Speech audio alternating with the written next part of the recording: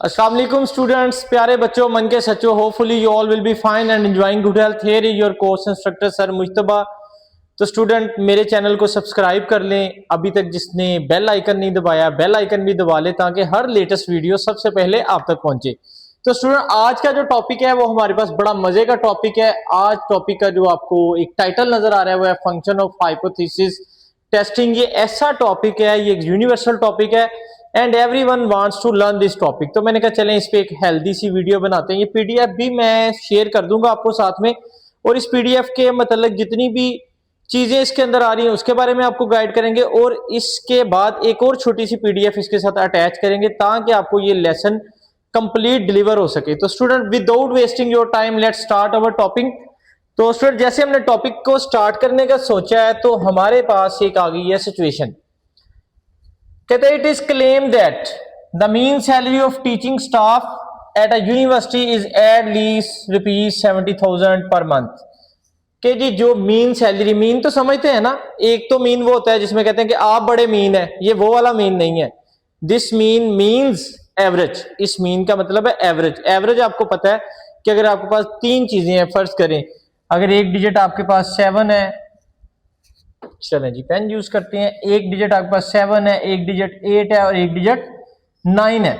अगर आपने इन तीनों की एवरेज लेनी है तो आपके पास एवरेज का मतलब क्या है, मीन का मतलब क्या है कि इन सबको सम करो और सम करने के बाद टोटल वैल्यूज पे, नंबर ऑफ वैल्यूज पे डिवाइड कर दो, तो you will get 8 as your mean, as your average. ये सब लोगों ने पढ़ा हुआ मीन के बारे में। तो अभी ये क्लेम किया जा रहा है, क्लेम का मतलब ये दावा किया जा रहा है कि the mean salary of teaching staff at university is at least ₹70,000 per month. कि जी जो टीचिंग स्टाफ है यूनिवर्सिटी लेवल पे उसकी कम से कम जो सैलरी है वो 70,000 रुपये है। अब हमने इस क्लेम को टेस्ट करना है, हमने इस क्लेम को जज करना है, हमने देखना है क्या ये क्लेम ठीक है या गलत है। तो हमारे पास पॉसिबल सॉल्यूशंस क्या थे। हमारे पास एक सोल्यूशन ये हो सकता था कि collect data about salary from all teaching staff of the university, calculate mean of the data and check the above statement. कि हम तमाम टीचिंग स्टाफ तमाम यूनिवर्सिटीज में जाते, उनके पास से डाटा इकट्ठा करते हो, डाटा इकट्ठा करने के बाद इस तरह से हम एवरेज बना लेते और एवरेज बना के देखते कि आप वाकई सबकी 70,000 सैलरी है। लेकिन ये एक पॉसिबल चीज नहीं है। अभी मैं यूनिवर्सिटी ऑफ एग्रीकल्चर में हूँ, यूनिवर्सिटी एग्रीकल्चर में बहुत ज्यादा टीचर हैं, वन बाय वन सबको पर्सनली जाके मिलना, डाटा लेना बहुत मुश्किल काम है। इसी तरह फैसलाबाद में बहुत सारी यूनिवर्सिटीज हैं, फिर पंजाब लेवल पे बहुत सारी यूनिवर्सिटीज हैं, पाकिस्तान लेवल पे बहुत सारी यूनिवर्सिटीज हैं। तो it is very time taking and it is very difficult to check the claim of this statement. तो प्रॉब्लम क्या है, not possible to collect data from all teachers. वही बात जो मैंने आपको समझा दी कि ये पॉसिबल नहीं है तमाम टीचर से डाटा इकट्ठा किया जा सके। तो फिर क्या सोल्यूशन हो सकता है हमारे पास। तो एक और सोल्यूशन हमारे ज़हन में है, वो सोल्यूशन ये है कि यार चलो collect data from all possible sample of teachers. All possible sample of teachers का मतलब क्या है कि यार फैसलाबाद की जो ये यूनिवर्सिटी ऑफ एग्रीकल्चर, इसमें से एक सैंपल ले लो, एक टफ यूनिवर्सिटी से ले लो, एक जीसी यूनिवर्सिटी से ले लो, एक रिफा से ले लो, मुख्तलिफ यूनिवर्सिटी से एक एक सैंपल ले लो, और सैंपल लेने के बाद आप उसका मीन्स ऑफ मीन्स निकाल लो। पहले सैंपल के मीन्स निकालो और फिर सबके मीन्स निकाल लो, तो यार ये प्रॉब्लम हमारी सॉल्व हो जाएगी, ये सोचा गया। लेकिन उसमें उसमें प्रॉब्लम कहां पे आएगी, उसकी प्रॉब्लम आएगी सैंपलिंग पे कि यार सैंपलिंग कैसे की जाए सबकी। तो अगर हम इसकी सैंपलिंग की तरफ जाएंगे तो हमें बड़ी प्रॉब्लम आएगी। देखिए उसने प्रॉब्लम यहां पे हाईलाइट कर दिया, not possible to collect data from all possible samples which may be very large. कि अगर हमारे पास n इज इक्वल टू 800 और n की वैल्यू हम 50 रखते हैं तो विदाउट रिप्लेसमेंट जो सैंपल की वैल्यू है वो तकरीबन इतनी वैल्यू हमारे पास आ जाएगी, और इतने ज्यादा सैंपल्स को हैंडल करना ह्यूमन के लिए पॉसिबल नहीं है। तो ये सोल्यूशन भी हमारा फेल हो गया। तो फिर हमें क्या करना चाहिए, ऐसा कोई तो मेथड होना चाहिए कि अगर कोई बंदा ये क्लेम कर रहा है उस क्लेम को हम लोग जज कर सके, उस क्लेम के बारे में हम लोग खुद से डिसीजन दे सके कि यार आइदर इट इज ट्रू और फॉल्स। तो यहां पे बात आती है हमारे टॉपिक की। तो स्टूडेंट देखते हैं, कहता सोल्यूशन 3, ये है जी हमारा मेन सोल्यूशन जिसके ऊपर आज हम सारी बात करेंगे। वो कहता है जी सिलेक्ट वन सैंपल ओनली, हम सिर्फ एक सैंपल लेंगे, calculate information from sample, use that information to test the statement about population mean. हम उस सैंपल की बेस के ऊपर पॉपुलेशन मीन को जज करेंगे। पॉपुलेशन कौन है, हमारे तमाम टीचर्स हमारी पॉपुलेशन है। इन तमाम टीचर्स जो हमारी पॉपुलेशन है, इन पॉपुलेशन में से हम एक सैंपल लेंगे और सैंपल हमारा अनबाइस्ड होगा, और उस सैंपल की बेस पे स्टेटिस्टिकल इन्फ्रेंस यूज करते हुए, टेस्टिंग ऑफ हाइपोथेसिस करते हुए हम लोग ये क्लेम देखेंगे ट्रू है या फॉल्स है। अब यहां से हमारा मेन टॉपिक स्टार्ट होता है। नाउ बी अटेंटिव, अभी आपने सारा काम स्टार्ट करना है। अब हमारी बात आ गई जी टेस्टिंग ऑफ हाइपोथेसिस पे। Testing of hypothesis is a 5 step procedure which enable us to decide on the basis of information obtained from the sample. कहते हैं टेस्टिंग ऑफ हाइपोथेसिस एक ऐसा प्रोसीजर है which enable us to decide, हमें इस काबिल बनाता है कि हम फैसला कर सके on the basis of information, information की बेस पे। और इंफॉर्मेशन कहां से ली जाएगी? From the sample taken from the population.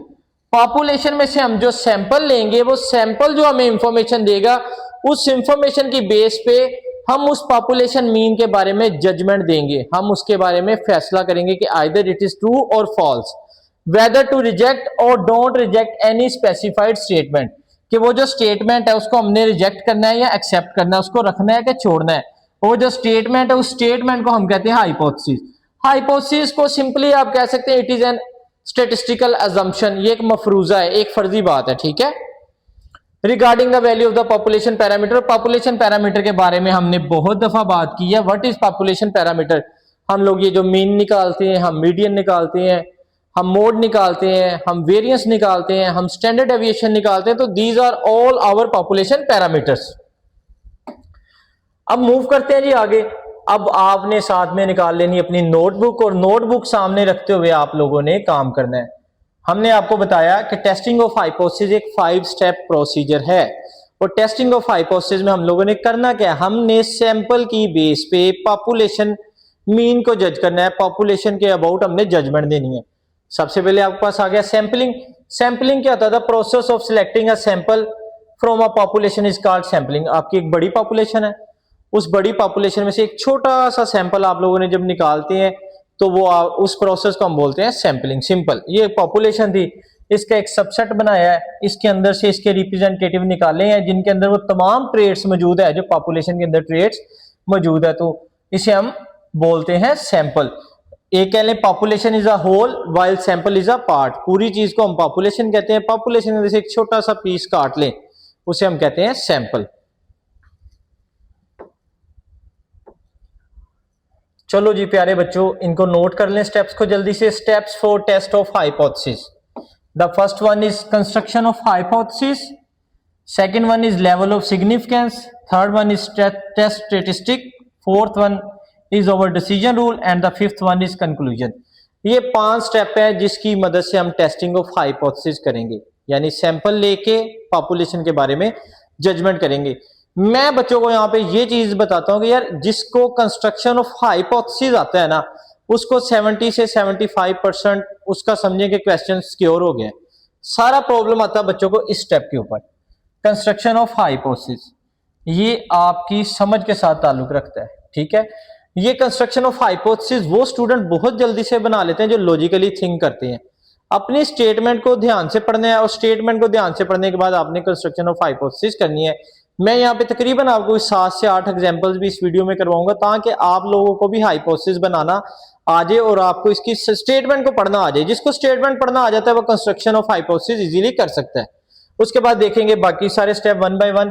तो without wasting your time I am going down for you construction of hypothesis, null and alternative hypothesis. अब आपने बड़ा फोकस्ड रहना है। नल एंड अल्टरनेटिव हाइपोथेसिस, 2 तरह के हाइपोथेसिस होते हैं। पहले हाइपोथेसिस की डेफिनेशन है।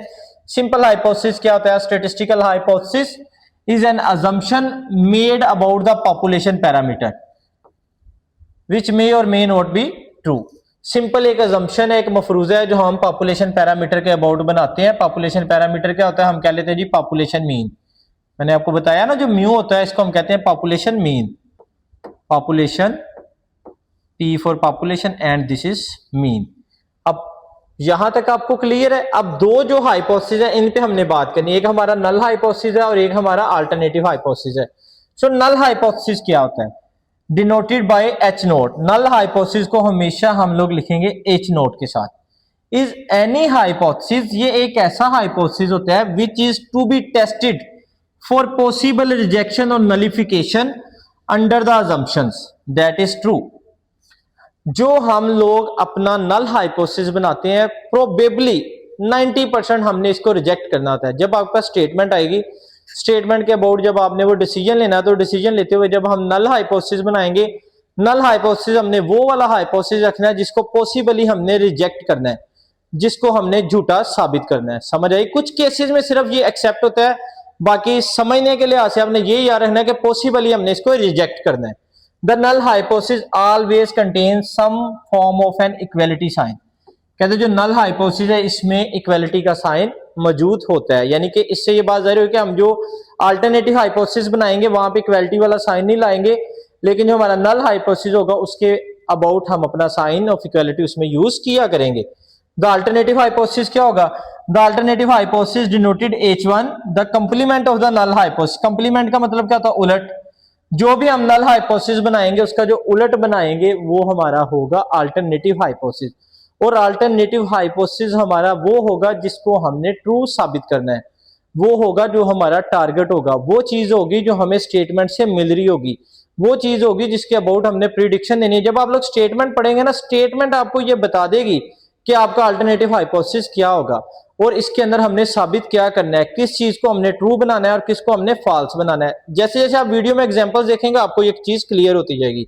The alternative hypothesis never contains the sign of equality and it is always in an inequality form. Inequality form तो समझते हैं ना, या तो इसमें लेस देन का साइन हो सकता है, या इसमें ग्रेटर देन का साइन हो सकता है, या इसमें नॉट इक्वल का साइन हो सकता है। तो इसी तरह जब हम नल हाइपोथेसिस की बात करेंगे इसके अंदर इक्वल का साइन हो सकता है, ग्रेटर देन इक्वल का साइन हो सकता है, या लेस देन इक्वल का साइन हो सकता है। तो अब चलते हैं थोड़े से हाइपोथेसिस देखते हैं, फिर अगले स्टेप पे मूव करते हैं। ये आगे जी आपके पास हाइपोथेसिस, ये तीन टाइप्स हैं जो आपके पास हाइपोथेसिस की आया करेंगी। इसके ये तीन ही मेन टाइप्स है, इसके अलावा भी कुछ स्पेशल केसेस होते हैं। उसमें ये होता है कि एक तरफ इक्वल चल रहा होता है, दूसरी तरफ ग्रेटर देन हो सकता है, या इक्वल के साथ लेस देन हो सकता है। वो जब स्पेशल केस हम करेंगे तो उसको डिस्कस करेंगे।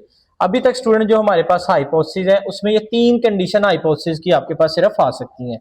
चलिए स्टार्ट हम यहां से करते हैं, ठीक है। पहली कंडीशन ये हो सकती है कि उसने आपको कह दिया गेस करके, अच्छा नल हाइपोथेसिस होगा क्या, जो एक मफरूजा होगा, अजम्पशन होगा, ये कोई फैक्ट फिगर नहीं होगा। यानी किसी बंदे ने एक्सपीरियंस किया होगा या कोई सियाना बंदा है उसने गैस कर दिया भी हाँ यार यहाँ पे जो एवरेज चल रही है वो 50 की चल रही है, यानी वो फैक्ट्स के ऊपर बेस नहीं कर रहा, वो एक अजम्पशन है किसी के एक्सपीरियंस की बेस पे, और उसी को हमने टेस्ट करना है कि बात सही है या गलत है। अब किसी बंदे ने ये हमें म्यू बता दिया, फर्ज करें ये किसी जगह पे नंबर ऑफ ट्रीज है कि जिसने कहा जी 1 एकड़ में सिर्फ 50 ट्रीज होते हैं। किसी किसान ने कह दिया रैंडमली जी 50 ट्रीज हो सकते हैं, मीन जो है पॉपुलेशन का वो यहाँ पे 50 ट्रीज है। तो हमारा ये टारगेट वहां पे होगा कि हम कहेंगे नहीं जी 50 तो नहीं होते, 50 से या तो कम हो सकते हैं या ज्यादा हो सकते हैं। जब उसने इक्वल कह दिया तो हम उसके अगेंस्ट क्या यूज करेंगे? नॉट इक्वल यूज करेंगे। जब नल हाइपोथेसिस में हम इक्वल रखेंगे तो यहां पे हम यूज करेंगे नॉट इक्वल, क्योंकि उसने कहा इक्वालिटी है, हमने सिर्फ ये साबित करना है कि इक्वालिटी नहीं है, हमारा टारगेट ये है। अब वो लेस है या ग्रेटर है ये हमारा डिस्कशन नहीं है, सिर्फ हमने इसको रिजेक्ट करना है। उसके बाद सेकंड चीज हमारे पास वन साइडेड, अच्छा ये टू साइडेड होता है ना, लेफ्ट साइड पे भी जा सकता है, राइट साइड पे भी जा सकता है, आंसर इस 50 से कम भी हो सकता है, 50 से ज्यादा भी हो सकता है। अब वन साइडेड में क्या होता है, इसे लेस देन भी बोलते हैं और लेफ्ट टेल भी बोलते हैं, ठीक है। आगे जाके इनकी पिक्चर्स भी आ जाएंगी और वो भी मैं आपसे शेयर करता हूं। थोड़ी सी एलसीडी भी हमारी स्लो लग रही है, इसको भी देखते हैं। तो यहाँ पे कहते हैं कि एच नोट अगर हमने रखा है mu greater than equal to 50, और हमने ये बात की इक्वालिटी सिर्फ किस में आएगी? नल हाइपोथेसिस में आएगी। तो अगर यहाँ पे ग्रेटर देन, उसने हमें कहा कि ये ग्रेटर देन है, तो हमने नल हाइपोथेसिस को रिजेक्ट करना है। तो रिजेक्ट कब होगा? जब वो म्यू हम साबित करेंगे कि लेस देन 50 है।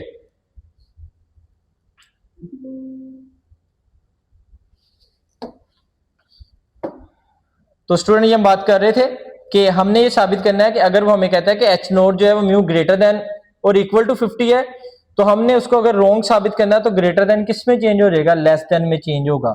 दोनों एक दूसरे के ऑपोजिट होंगे। This is our alternative hypothesis, this is our null hypothesis. और अगर नल हाइपोथेसिस में हमारे पास आ जाता है लेस देन और इक्वल, तो अल्टरनेटिव हाइपोथेसिस स्टूडेंट हमारा क्या हुआ करेगा? Greater than. अब ये तीन केसेस है जो आपने बनाने हैं, याद रखने हैं। जब भी स्टेटमेंट स्टार्ट करनी है, स्टेटमेंट को आप लोगों ने ध्यान से पढ़ना है। ध्यान से पढ़ने के बाद हमने देखना है कि हम किस कंडीशन के साथ जाएंगे, ठीक है। जैसे जैसे आगे क्वेश्चंस आएंगे ये सारे स्टेप आपके वन बाय वन क्लियर होते जाएंगे। अभी तक आप ये चीजें नोट कर लें कि 3 तरह के केसेस हमारे पास आ सकते हैं जी। अगर हमारे पास नल हाइपोथेसिस में लेस देन है 50, हमने देना जितनी भी हाइपोथेसिस बनाने हैं वो पॉपुलेशन मीन के अबाउट बनाने हैं। दोबारा से आपने जब भी लिखना है एच नोट लिखना है, कॉलन का साइन डालना है। आपने कहा जी पॉपुलेशन मीन लेस देन और इक्वल टू 50 है। अगर आपने ये बनाया हुआ है नल हाइपोथेसिस, तो आपका जो अल्टरनेटिव हाइपोथेसिस होगा वो डेफिनेटली क्या होगा, आप इसको लिखेंगे H1 म्यू। अगर यहाँ पे लेस देन है तो यहाँ पे आ जाएगा greater than 50। Simple. Hope so कि यहाँ तक आपको क्लियर है। आप सेकंड स्टेप पे चलते हैं स्टूडेंट्स। तो सेकंड स्टेप है टेस्टिंग ऑफ हाइपोथेसिस में, सेकंड स्टेप है हमारा लेवल ऑफ सिग्निफिकेंस। ये इतनी सारी जो थ्योरी लिखी है, मैं आप लोगों का टाइम वेस्ट नहीं करता, एक शॉर्ट सी की बताता हूं। जब लेवल ऑफ सिग्निफिकेंस है, इसका मतलब है कि ये अल्फा की वैल्यू है। सिंपल कि आपने जो लेवल ऑफ सिग्निफिकेंस चेक करना है, इस वैल्यू पे चेक करना है। अगर आपको कोई वैल्यू नहीं दी जाएगी लेवल ऑफ सिग्निफिकेंस की, तो वो जनरली 5% चलता है। 5% का मतलब है कि अल्फा की वैल्यू होगी 0.05। क्लियर। ये सारी थ्योरी क्या लिखी है, इंग्लिश लिखी है। इंग्लिश में आप मुझसे अच्छे हैं तो आप लोग खुद समझ सकते हैं क्या लिखा है। सिंपल हमने ये उसकी सिग्निफिकेंस चेक करनी होती है कि ये कितने परसेंट हमारे रिजल्ट सिग्निफिकेंट है। तो अल्फा 5% का मतलब है सिर्फ 5% का वेरिएशन आ सकता है, 95% हमारे रिजल्ट सिग्निफिकेंट है। लेवल ऑफ सिग्निफिकेंस जितना कम होगा हमारे रिजल्ट्स उतने ज्यादा सिग्निफिकेंट होंगे। क्लियर। तो लेवल ऑफ सिग्निफिकेंस में हमने सिर्फ इतना ही देखना और बाद में हमने ये वैल्यू जी टेबल से देखते हुए निकालनी है कि जी अल्फा पे इसकी वैल्यू क्या होगी। जी 0.05 देख लेंगे। तो वो एक टेबल में टेबल वैल्यू के लिए एक वीडियो बना दूंगा जिसमें आपको जी की वैल्यू निकालनी आ जाएगी, जी टेबल देखना आ जाएगा और टी टेबल देखना आपको आ जाएगा। स्टूडेंट्स आगे मूव करते हैं।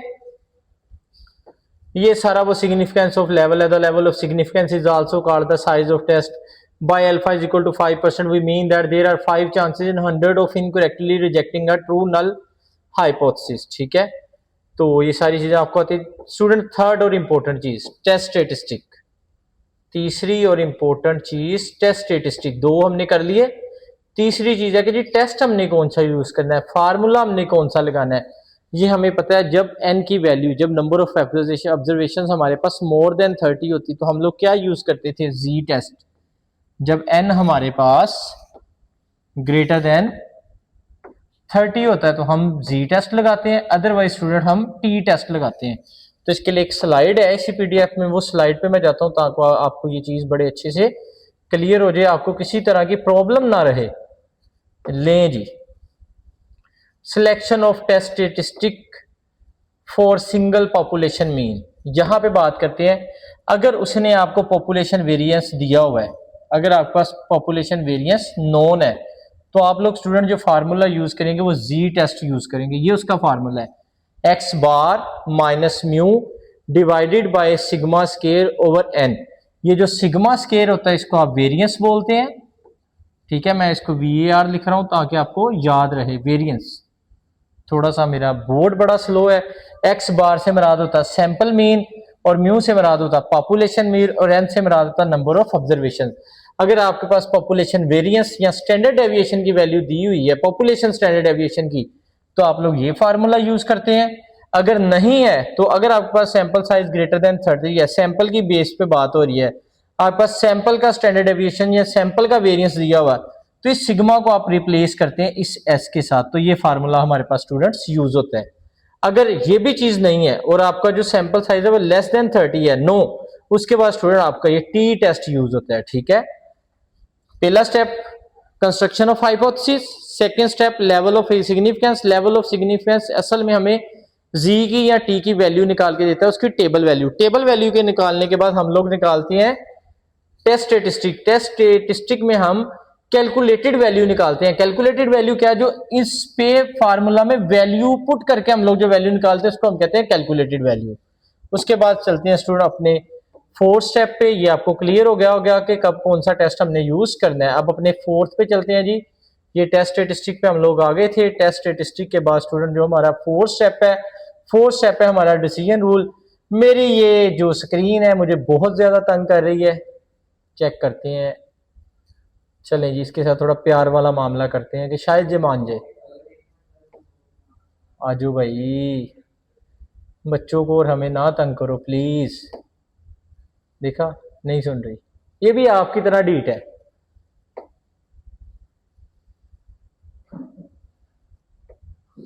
चलो उनका नहीं दिल करता पढ़ने का, आप तो पढ़ाने दो ना, नीचे आ जाओ। स्टूडेंट्स देख लें, ये भी आप पे चले गई है। अब है जी हमारे पास डिसीजन रूल।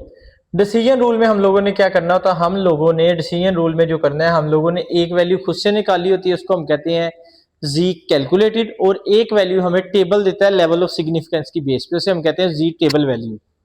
ठीक है, डिसीजन रूल में हमने ये देखना होता है कि किसको रखना है किसको छोड़ना है। तो चलें, इस पीडीएफ में एक और स्लाइड है ये वाली।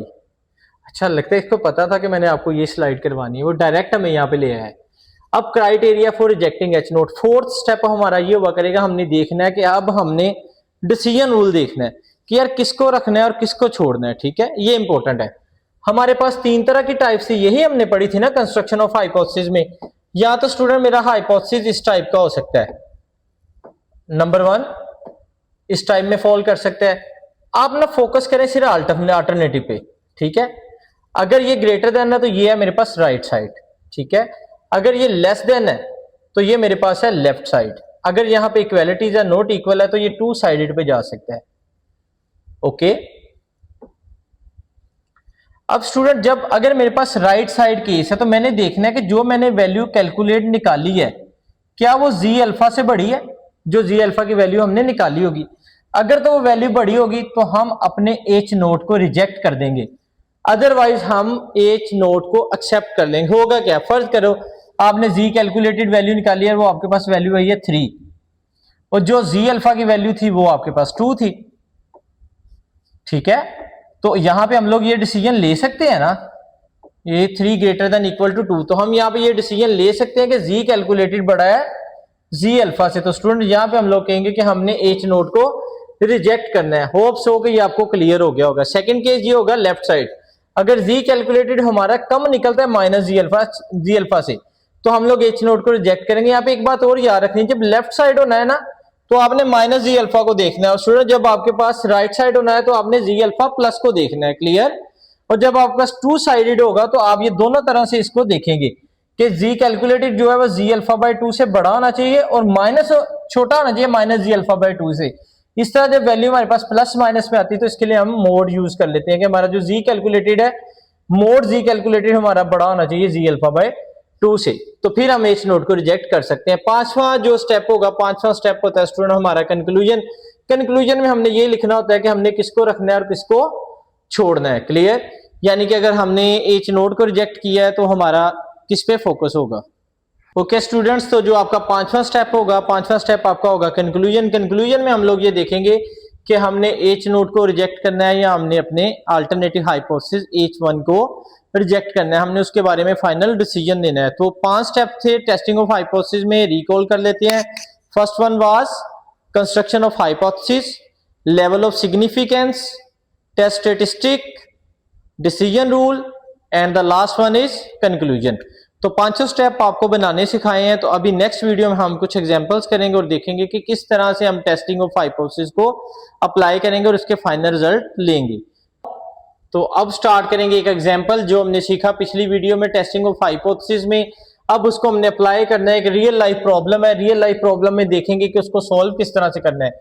एग्जाम्पल हमारे पास गिवन है, it has been found from experience. मैंने जब आपको टेस्टिंग ऑफ हाइपोथेसिस सिखा रहा था, मैंने आपको बताया था कि इसमें जो अजम्पशंस होती हैं, जो हाइपोथेसिस होती है, वो फर्जी बात होती है, वो फैक्ट नहीं होता, किसी ना किसी बंदे का अंदाजा होता है, गैस होता है। अच्छा, एक बात और आपने याद रखनी है, जब हमने हाइपोथेसिस कंस्ट्रक्ट करना है ना, आप ये समझ लें कि जो उसने हमें डाटा दिया है वो पास्ट का डाटा है। ठीक है, जो बात हो रही है वो पास्ट की हो रही है। जो उसने सैंपल लिया, सैंपल उसने लिया प्रेजेंट में, और जो हमने प्रिडिक्शन करनी है, हमने फ्यूचर को प्रिडिक्ट करना है उसके अबाउट के हमारा अगर सैंपल ऐसा तो मीन ऐसा होगा। ठीक, कुछ चीजें हैं, कुछ क्लूज हैं जो मैं आपको देने की कोशिश कर रहा हूं ताकि आपकी सेंस बेटर बन जाए हाउ टू कंस्ट्रक्ट हाइपोथेसिस। तो क्वेश्चन पे आते हैं वापस। तो कहते हैं जी, it has been found from experience. Experience पे हमें ये पता चला है that the mean breaking strength of a particular brand of thread is 9.63 newton with a standard deviation of 1.40 newton. कि एक पर्टिकुलर ब्रांड ऑफ थ्रेड है जिसका जो मीन है वो कितना आ रहा, 9.63 न्यूटन। अब student particular brand of thread, ये सैंपल की बात नहीं कर रहा, ये पूरे पॉपुलेशन की बात कर रहा है। तो इसका मीन गिवन है, तो मैंने आपको बताया था पॉपुलेशन मीन से मुराद क्या है, ये म्यू की वैल्यू है। जो म्यू हमारे पास गिवन है वो 9.63 न्यूटन है। ये उसने एक्सपीरियंस पे बात की है। जो बात एक्सपीरियंस पे होती है उस बात को आप हमेशा अपने नल हाइपोथेसिस में कोट करते हैं। तो ये चीजें आपने याद रखनी है जो छोटी छोटी मैं आपको समझाने की कोशिश कर रहा हूं। और कह रहे हैं जिसमें स्टैंडर्ड डेविएशन आएगी 1.40 न्यूटन। इसका क्या मतलब होता है कि जो हमारा मीन है वो इतना डेविएट हो सकता है, ठीक है। Recently a sample of 36 pieces, sample select हो गया जी 36 पीसीज। जैसे ही हमने सैंपल देखा 36 पीसीज का, तो एन ग्रेटर देन क्या है 30। जब एन ग्रेटर देन 30 होता है तो आपका स्टूडेंट कौन सा फार्मूला लगता है, कौन सा टेस्ट लगता है, आपका जी टेस्ट लगता है। हमें ये भी श्योरिटी होगी कि इसमें जी टेस्ट लगाएंगे। और thread showed a mean breaking strength of 8.3 newton. जो सैंपल है, सैंपल की जो मीन ब्रेकिंग स्ट्रेंथ आई है वो आई है 8.3 न्यूटन। अब उसने ये एक्सपीरियंस पे क्लेम किया जी हमारा जो धागा है वो इतना मजबूत है कि वो 9.63 न्यूटन की फोर्स पे टूटता है। यानी इतनी फोर्स लगाएंगे तो टूटेगा, या इससे ज्यादा लगाएंगे तो टूटेगा, इससे कम फोर्स लगाते हैं तो वो टूटेगा नहीं। लेकिन जैसे हमने सैंपल सेलेक्ट किया 36 पीसीज का, तो उनका जो मीन ब्रेकिंग स्ट्रेंथ है वो कितना आया 8.93 न्यूटन। तो क्या ये हम कंक्लूड कर सकते हैं that the thread has become inferior, कि थ्रेड जो है वो इंफीरियर हो गया है, वो लो क्वालिटी का हो गया है, या उसकी क्वालिटी डाउन हो चुकी है with the passage of time.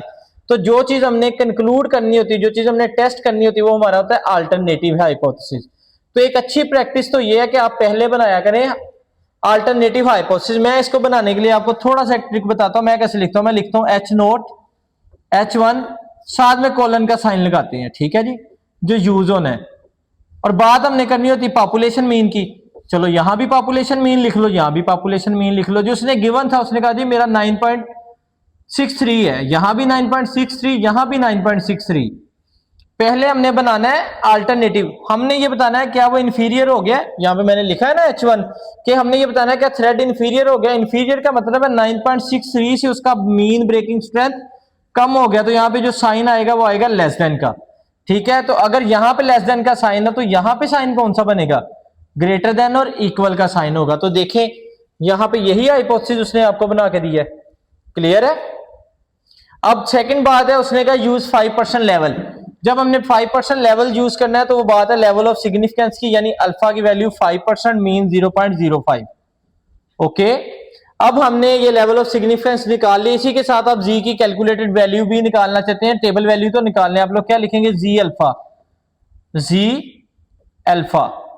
अब अल्फा की वैल्यू आपके पास क्या है 0.05, 0.05। अब देखिएगा अब हमारे पास यहां पे कौन सा केस है, हमारे पास लेफ्ट साइड केस है। लेफ्ट साइड केस में जब मैंने आपको क्राइटेरिया फॉर रिजेक्शन पढ़ाया था तो हमने किसको देखना था, हमने माइनस अल्फा को देखना था। तो यहां पे भी माइनस का साइन, तो जी की वैल्यू माइनस अल्फा 0. यानी माइनस 0.05 पे जो इसकी वैल्यू होती है वो होती है 1.6545, 1.645। तो ये हमारे पास आई जी कैलकुलेटेड, जी माइनस अल्फा, ठीक है। अब इस वैल्यू को हमने टेस्ट स्टेटिस्टिक के साथ कंपेयर करना है।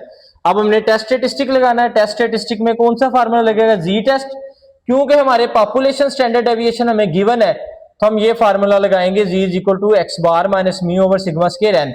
सैंपल की mean breaking strength X bar कितनी आई थी 8.93, म्यू पॉपुलेशन मीन हमारे पास गिवन है 9.63, स्टैंडर्ड डेविएशन हमारे पास गिवन है 1.40। स्टैंडर्ड अगर सिग्मा अकेला लिखा है तो वो स्टैंडर्ड डेविएशन है, अगर आपका सिग्मा स्केल लिखा है तो वो वेरिएंस है।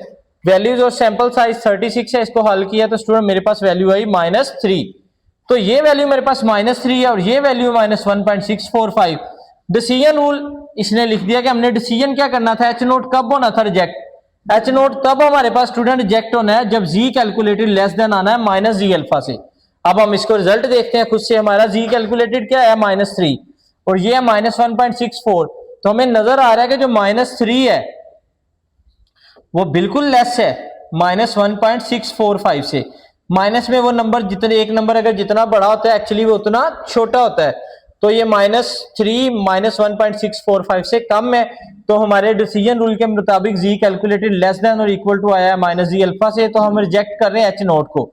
अगर मैं एच नोट को रिजेक्ट कर रहा हूं तो मेरे पास क्या बच रहा है, H1। अगर H1 मेरे पास बच रहा है तो H1 क्या कह रहा है, H1 कह रहा है कि जो पॉपुलेशन मीन ब्रेकिंग स्ट्रेंथ था थ्रेड का वो क्या हो चुका है 9.63 से लेस हो चुका है, यानी कि थ्रेड हमारा इंफीरियर हो चुका है। Hence we may conclude that the thread has become inferior. तो ये 5 स्टेप थे। पहले स्टेप में हमने कंस्ट्रक्शन ऑफ हाइपोथेसिस किया, फिर हमने लेवल ऑफ सिग्निफिकेंस को देखा, फिर हमने टेस्ट स्टेटिस्टिक यूज किया, वैल्यू निकाली, जो कैलकुलेटेड वैल्यू है उसको टेबल वैल्यू के साथ स्टूडेंट्स हमने कंपेयर किया। कंपेयर करने के बाद हमने डिसीजन रूल को देखते हुए रिजेक्ट किया नल हाइपोथेसिस को और अपने अल्टरनेटिव हाइपोथेसिस को हमने यहाँ पे प्रूव किया कि वो ट्रू है। और एंड पे हमने कंक्लूड ये किया कि हमारा जो थ्रेड है वो इंफीरियर हो चुका है। होप्स हो कि आपको ये एग्जांपल बहुत अच्छे से क्लियर हुई होगी। और भी एग्जांपल्स देखते हैं ताकि आपका कंसेप्ट मजीद क्लियर हो सके।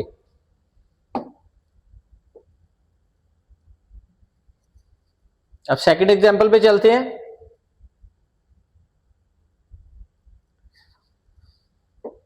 Okay students, here we are.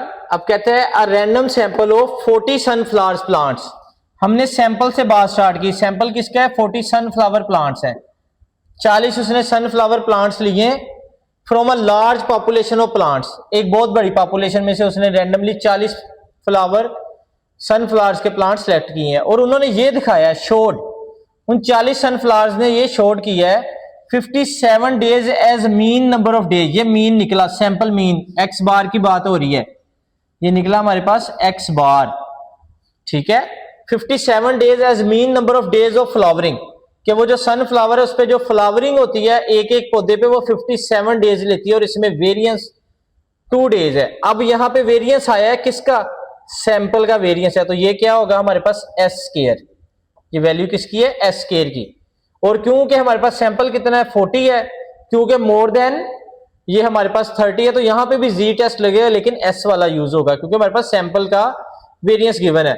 अब हमने करना क्या है? On the basis of above sample information, ये जो सैंपल की इंफॉर्मेशन मेरे पास आई, कैन वी कंक्लूड, क्या ये हम कंक्लूड कर सकते हैं कि जो average number of days of flowering है of sunflower population is not more than 56, कि वो 56 से ज्यादा नहीं है। अब स्टूडेंट दोबारा से आपने स्टेटमेंट को रीड आउट करना है कंस्ट्रक्शन ऑफ हाइपोथेसिस के लिए। उसने हमें ये कहा कि जो रैंडम सैंपल है 40 सनफ्लावर्स का, उसका मीन कितना आ रहा है? 57 आ रहा है, ठीक है। जो हमारे पास वो दे रहा है, जो मांग रहा है, वो कह रहा है कि जी जो नंबर ऑफ फ्लावरिंग है वो कितनी है जी? Is not more than 56। वो कह रहा है ये 56 डेज से ज्यादा नहीं है, लेकिन सैंपल हमें क्या बता रहा है? वो बता रहा है कि ये 57, इसका मतलब 56 से ज्यादा है। जो सैंपल की इंफॉर्मेशन होती है, सैंपल की बेस पे हमने पॉपुलेशन को जज करना है, तो सैंपल पे हमने फोकस करना है और अपना अल्टरनेटिव हाइपोथेसिस बनाना है। तो हमने हाइपोथेसिस क्या बनाया? Mu greater then 56। सुनो, आपको नजर आ रहा है? क्योंकि मेरे सैंपल में जो सैंपल मीन आया हुआ वो कितना आया? 57 आया है,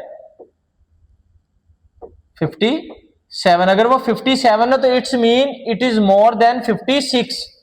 तो अगर मोर देन 56 है तो यही मेरा टारगेट है। जब मैंने यहाँ पे बनाया ग्रेटर देन, तो ये मेरे पास स्टूडेंट आएगा लेस देन और इक्वल टू। इसके बाद लेवल ऑफ सिग्निफिकेंस 5% है, आपने टेस्ट स्टेटिस्टिक लगाया है। एंड पे जाके स्टूडेंट हमने देखना है डिसीजन रूल। डिसीजन रूल में हमने देखना है, क्योंकि अब ये राइट साइड है, राइट साइड में हमने देखना है कि Z calculated is greater than Z alpha. तो टेस्ट स्टेटिस्टिक में हमारी वैल्यू है ये 4.46, तो जब जी की 0.05 पे निकालेंगे वो है 1.645। तो 4.46 इज ग्रेटर देन 1.645। तो हमने ये कंक्लूड किया कि जो सनफ्लावर्स है